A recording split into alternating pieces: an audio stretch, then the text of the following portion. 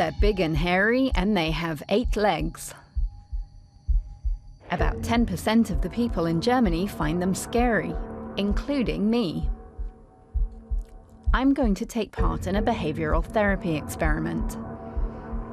At Regensburg University, psychology professor Andreas Mühlberger and his team treat people suffering from phobias, confronting them with the very things they're scared of, though mainly in the realm of virtual reality. The main advantage is perhaps that the exposure can take place in the therapist's office. You don't have to go out, book a flight, or collect spiders, or climb a mountain. You can actually experience the fear and work on overcoming it in the office.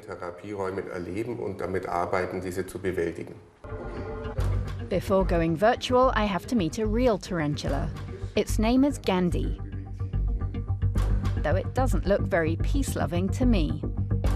It starts to dawn on me what I'm in for. My heart starts to race. My hands feel icy cold. I don't really want to get any closer to Gandhi. Later, I shall have to do the same test again to see if the virtual reality therapy has been effective. The theory says my fear is a learned response, and I can unlearn it. In exposure therapy, it's important to approach the situation in a different way. First, you have to grasp that the fear itself is not dangerous, that you can endure it, and then you practice approaching the situation and staying with it, and learning that the situation can be mastered, that fear can subside. So does the therapy work? I'm kitted out with a heart rate monitor. A racing heart is an indicator of fear. I'm still feeling skeptical. I don the VR headset and I'm off.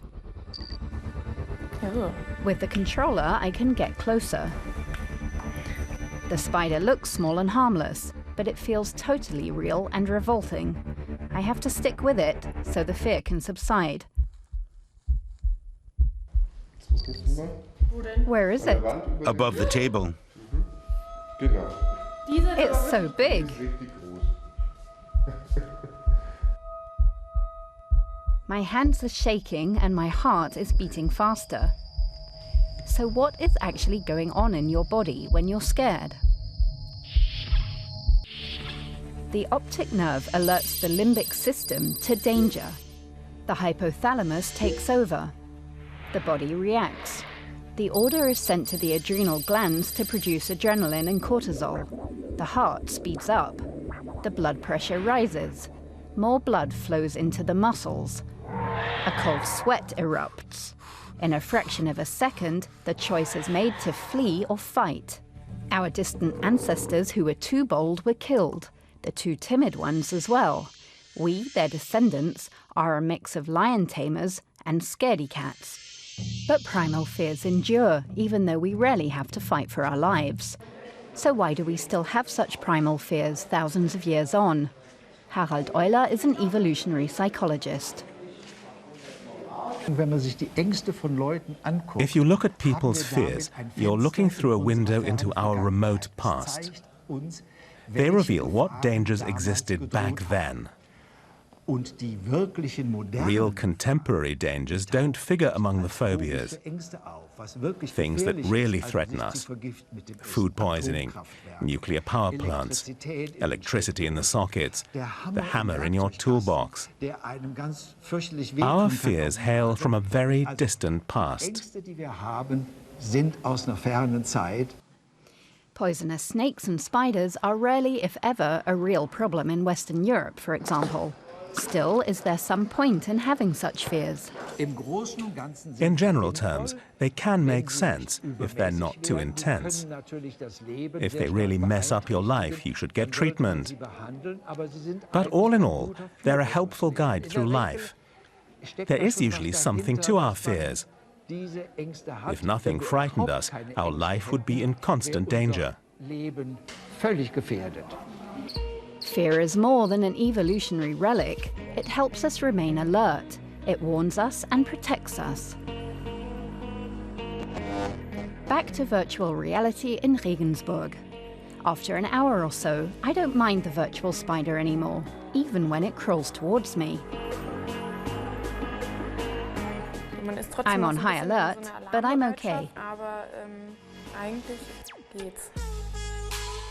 I'm still feeling wired, but I've got used to the situation. So I've reached my first goal and I can head back to reality.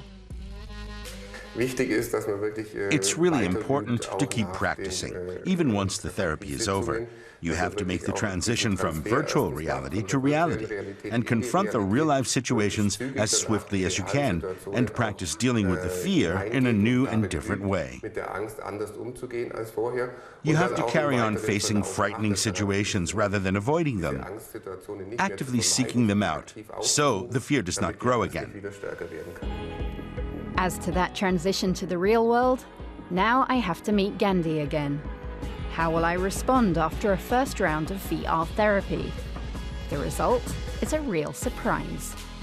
So, super, super, super, super, super, super, super, super, super. Oh Gott.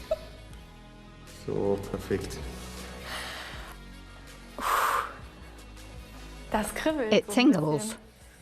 And my hands are very cold. But I let a spider walk over my hand. Aber ich habe gerade eine Spinne über meine Hand laufen lassen, ne? Such progress after just 1 hour of virtual reality therapy. That's something I would never have expected.